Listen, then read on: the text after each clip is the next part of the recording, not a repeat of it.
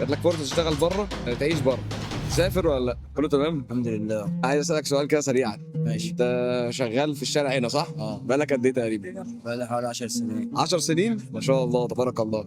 طيب بقالك 10 سنين اشتريت عربيه؟ آه. ليه؟ في صعبه شويه يعني؟ في والله طب شغال كام ساعه في اليوم؟ يمكن شغال ساعه مثلا. لا، انا بشتغل من بعد الظهر لغايه بعد المغرب. من بعد الظهر لغايه بعد المغرب، يعني تقريبا مثلا بتتكلم في 6 ساعات مثلا صح؟ كل يوم. الفلوس اللي بتخش لك تقريبا كل يوم كام؟ هي ورزقها.